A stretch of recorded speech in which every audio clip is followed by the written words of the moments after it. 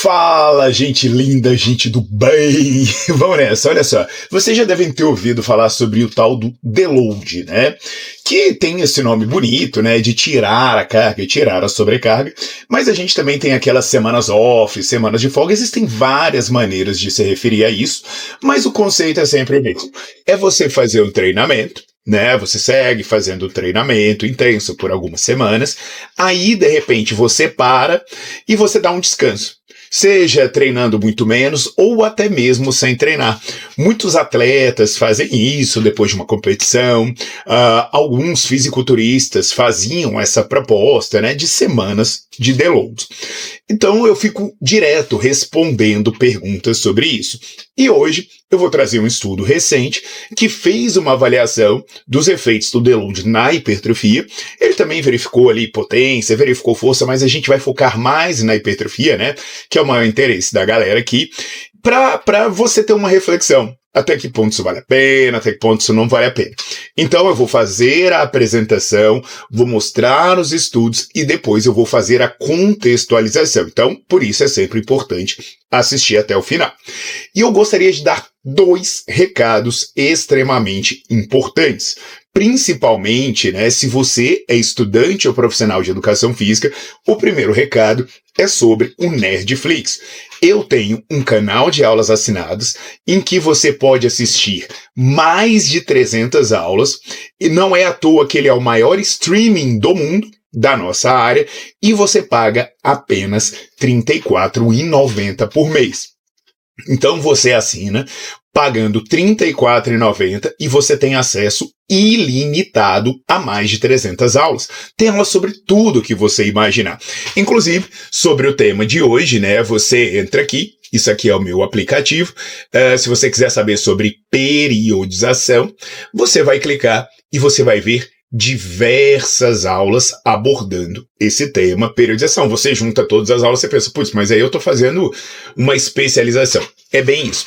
E o que é importante dizer do Nerdflix? O que eu mostrei foi um aplicativo, que é um aplicativo igualzinho do Netflix, que você pode espelhar, você pode baixar para assistir offline, e você pode bloquear a tela para pegar apenas o áudio, né, quiser estudar treinando, coisas do tipo. E assim como o Netflix, ele não tem fidelidade. Então, de repente, você chega aqui e assina, e aí você pode cancelar a hora que você quiser, sem multa, sem nada do tipo. Também me perguntam bastante se ele serve para leigo. Então, quando a pessoa é leiga, né, e fala, poxa, mas eu não tenho informação. Olha, apesar dele ser focado em estudante profissional, eu sou extremamente didático. Então, tem muita gente que não é da área que assina, e de repente, se quiser deixar o seu comentário aqui, pode deixar. E outra, é R$ 34,90. Você pode pagar, assistir as aulas e falar, pô, não é o que eu tô imaginando, você cancela a qualquer momento, tá legal? E o segundo recado, de repente, né, se você quiser uma forma de apoiar o meu trabalho, e vai ser muito bem-vinda também, é se tornar membro. Existe um serviço de assinatura em que você paga a partir de R$ 4,99 e aí você tem acesso a alguns conteúdos exclusivos e você tem prioridade na hora de tirar suas dúvidas, porque a galera fica me enchendo de pergunta aqui, eu falo, cara, eu vou selecionar que eu vou responder por quem é membro, né, porque não dá para eu responder todo mundo, então é uma maneira de eu retribuir esse apoio ao meu trabalho, tá bom? Então, meus queridos, vamos nessa, vamos ajudar o algoritmo a manter o tio Paulo lá em cima. Então, não se esqueça de deixar o seu like no vídeo, colocar para seguir o canal e ativar as notificações para sempre você receber os avisos quando eu postar conteúdo aqui. Vamos nessa!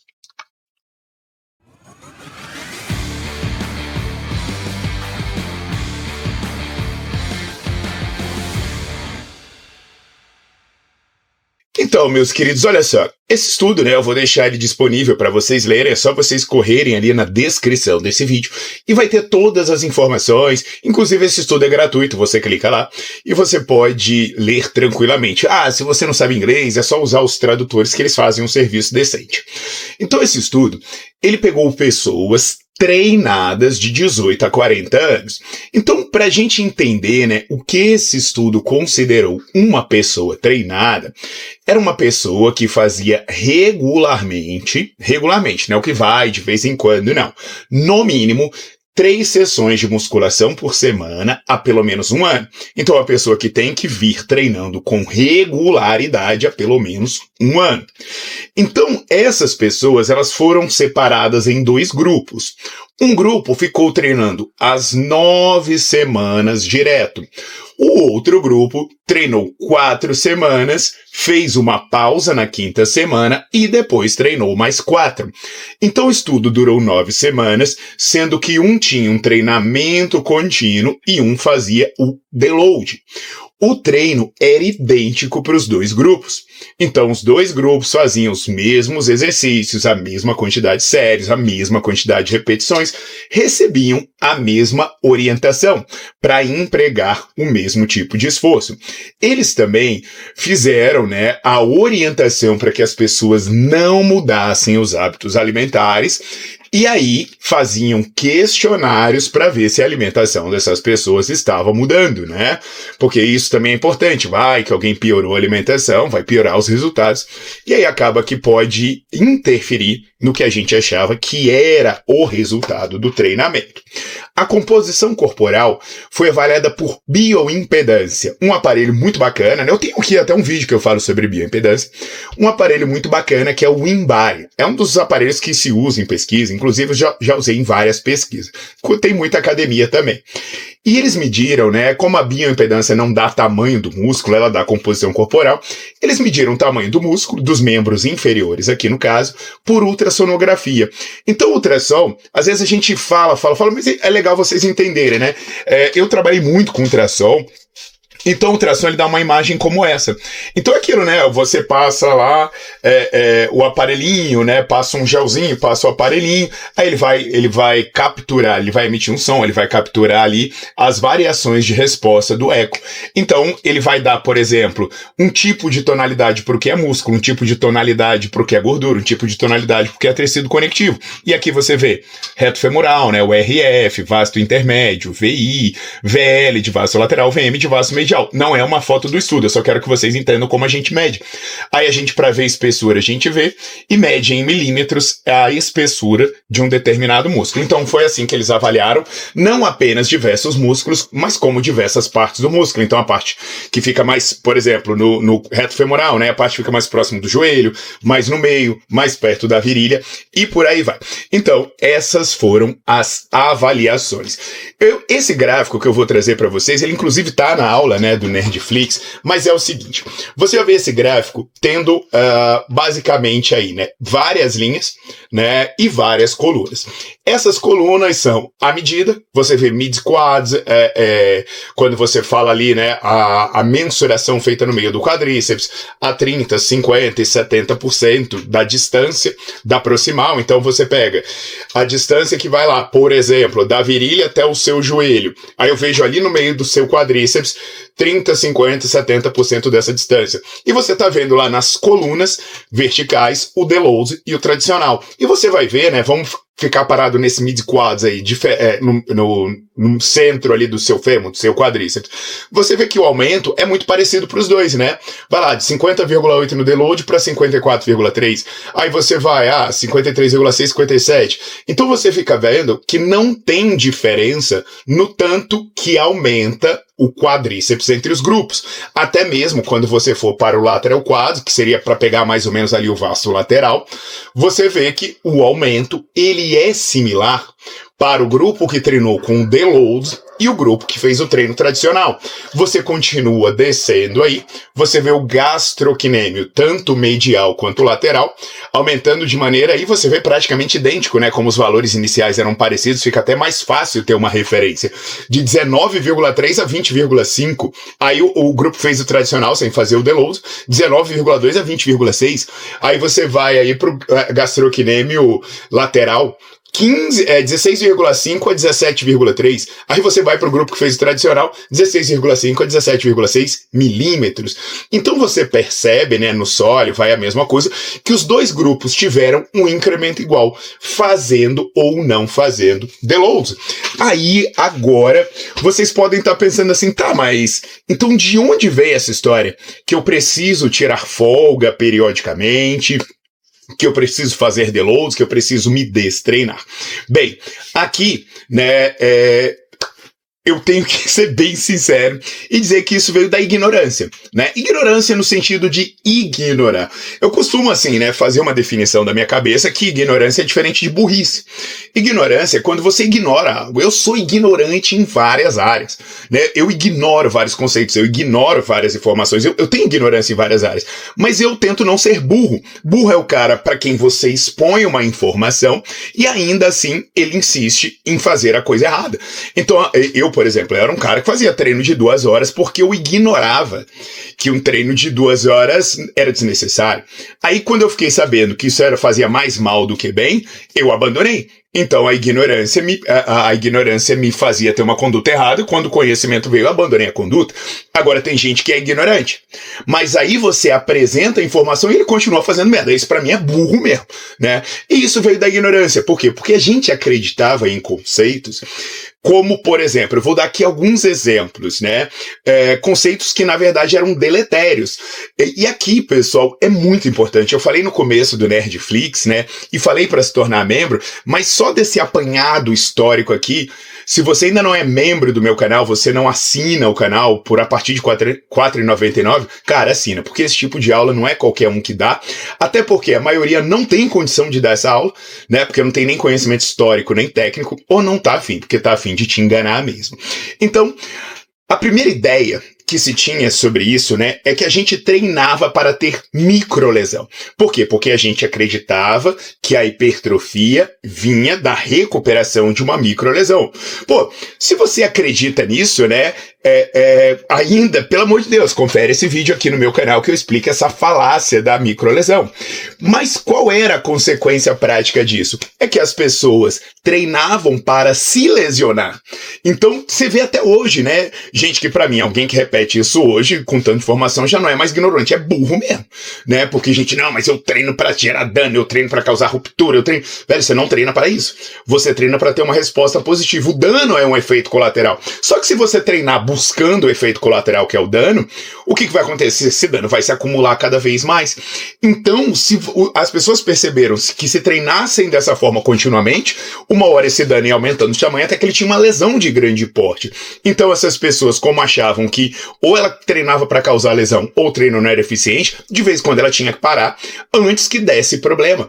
E aí as pessoas perceberam, putz, eu costumo me machucar depois de 2 meses, costumo machucar depois de 3 meses, por aí vai. Elas criaram os deloads em determinado período. Isso aí, galera, é muito importante vocês olharem essa aula aqui, ó.